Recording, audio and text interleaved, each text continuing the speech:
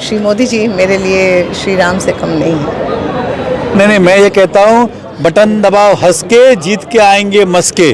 फिर कहता हूँ धनुष्यबाण का बटन दबाए हंस के, जीत के आएंगे मस्के। धन्यवाद। नमस्कार आदाब, आप देख रहे हैं on record Mira Bhayandar. Mira road के 7 स्क्वायर स्कूल एकेडमी के मैदान में आज ठाणे 25 लोकसभा के उम्मीदवार नरेश मस्के की एक चुनावी प्रचार सभा हुई। इस चुनावी प्रचार सभा को संबोधित करने के लिए खुद राज्य के गृह मंत्री तथा उप मुख्यमंत्री देवेंद्र फडणवीस शामिल हुए और उन्होंने अपने अंदाज में यहां पर कांग्रेस को खूब खरी खोटी सुनाते हुए उन्हें जमकर कोसा और जमकर लताड़ा। इस दौरान इस सभा में करीब 5 से 7 हज़ार लोग यहां पर मौजूद थे। एक सभा को सफल बनाया है पूर्व विधायक नरेंद्र मेहता ने। इस दौरान यहां पर मुख्य अतिथि के तौर पर आए अनुपमा गांगुली से हमने बातचीत की और साथ में ही नरेंद्र मेहता ने भी अपनी प्रतिक्रिया हमें देते हुए बताया कि मैं आज मीरा भाईंदर में आई हूँ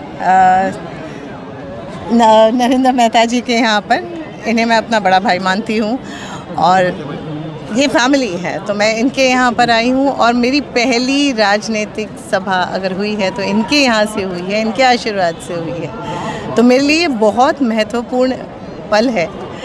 और देवेंद्र फडणवीस जी यहाँ पर उपस्थित थे, नरेश मस्के जी हैं, सारे दिग्गज यहाँ पर हैं, सारे मान्यवर यहाँ पर हैं और इतने सारे तादाद में गृहिणियाँ आई थी और बहुत सारे लोग थे। देखकर बहुत अच्छा लगा। और जो माहौल यहाँ पर है तो ऑब्वियसली यहाँ पर मोदी जी की लहर है और वो तो हर जगह पर है, पूरे भारत में है। तो उसमें तो कोई डाउट ही नहीं है कि इस बार कौन प्रधानमंत्री के पद पर आएंगे।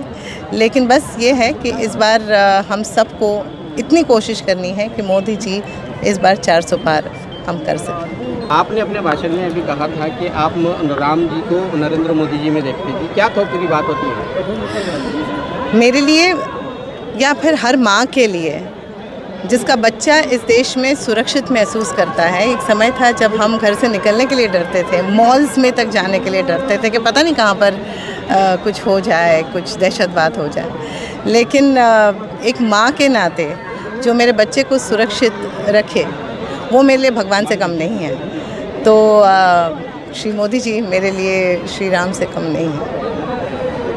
आप सबसे अपील कर रही हूँ कि आप नरेश मस्के जी को थाना लोकसभा से विजयी करें, उन्हीं को वोट दीजिए और धनुष्यबाण का बटन ज़रूर दबाइए ताकि आपकी आवाज़ वो नरेंद्र मोदी जी तक पहुंचा सके। देखिए, आज की सभा ऐतिहासिक सभा हुई मीरा भाईंदर के अंदर, इसको आप नकार नहीं सकते।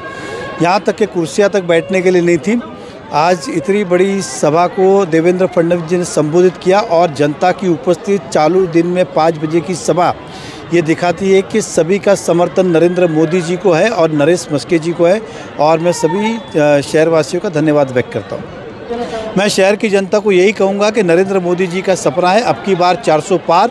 अगर उसे पूरा करना है तो आप सबको पूरी ताकत के साथ नरेंद्र मोदी जी को जिताने के लिए धनुष्यबाण का बटन दबाना है और नरेश मस्के जी को यहाँ से जिताना है ताकि नरेंद्र मोदी जी के 400 के पार के नारे के अंदर हमारा एक वोट शामिल हो सके। डॉक्टर बाबा साहेब अम्बेडकर का पुतला हमारे सत्ता में आने के कई पहले निर्णय हुआ। महाराष्ट्र में इनकी सरकार, केंद्र में इनकी सरकार फिर भी उस पुतले को लाके करीबन कई समय तक गोडाउन में बंद करके रखा। वो चाहते तो सारी परमिशन देके पुतले का लोकार्पण कर सकते थे।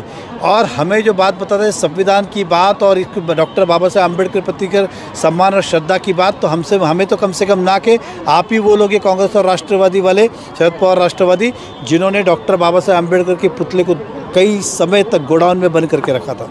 कोई संविधान ख़त्म नहीं करता है, उल्टा मोदी जी ने पूरे देश में संविधान लागू किया। क्या कांग्रेस के समय क्या डॉक्टर बाबा साहेब अम्बेडकर जी ने जो संविधान लिखा था पूरे देश के लिखा था या पार्टली लिखा था? इसको किसी ने लागू किया तो वो नरेंद्र मोदी जी ने किया है। संविधान की कोई रक्षा कर सकता है तो वो नरेंद्र मोदी जी कर सकते। आप देखेंगे तो देश के राष्ट्रपति कौन कौन बने? जब मौका मिला तो पहले अब्दुल कलाम जी बने, मतलब जातिवाद और भेदभाव नहीं। दूसरी बार आप देखिए कोविड जी बने, एक दलित समाज का व्यक्ति राष्ट्रपति बनता है। तीसरी बार आप देखिए एक आदिवासी महिला राष्ट्रपति बनती है। तो आप मुझे बताइए सभी समाज, सभी धर्म और संविधान की रक्षा कौन कर रहा है? ये कहने की आवश्यकता नहीं, केवल और केवल नरेंद्र मोदी जी। सिंपल कहता हूँ, ये आप भी जानते हैं कि राजन विचारे जी को पिछली बार जो वोट मिले थे वो नरेंद्र मोदी जी के नाम पे मिले थे, मोदी सरकार के लिए मिले थे। इतना आम जनता भी आपसे कहेंगे कोई राजन विचार की इस मीरा भाईंदर को ना जानती ना पहचानती। उन्होंने वोट लिए मोदी जी के नाम पे और जाके बैठ गए कांग्रेस के साथ, तो गद्दार कौन हुआ? ये आत्मचिंतन करने की बात है। तो और उन्होंने गद्दारी केवल मोदी जी से नहीं, जनता ने जिन्होंने वोट दिया था वो केवल और केवल, आप मेरी भी बात कीजिए ना, हमने मोदी जी को देख के वोट किया था और उन्होंने क्या किया, हमारे वोट को बेच दिया, सौदा कर दिया कांग्रेस के साथ अपने स्वार्थ के लिए। आपने नहीं, मैं ये कहता हूँ बटन दबाओ हंस के, जीत के आएंगे मस के। फिर कहता हूँ धनुष्यबाण का बटन दबाए जोर से, बटन दबाए हंस के, जीत के आएंगे मस के। धन्यवाद। इस चुनावी प्रचार सभा को सफल बनाने के लिए भाजपा के पूर्व विधायक नरेंद्र मेहता ने काफ़ी मेहनत की और उनकी मेहनत रंग भी लाई के, क्योंकि यहाँ पर हज़ारों की तादाद में लोग शामिल हुए। यहाँ मैदान में जितनी कुर्सियाँ थी उन कुर्सियों को भी यहाँ पर पूरी तरह से भरा हुआ देखा गया, यानी कम ही यहाँ पर कुर्सियाँ खाली थी जो हमें दिखाई थी।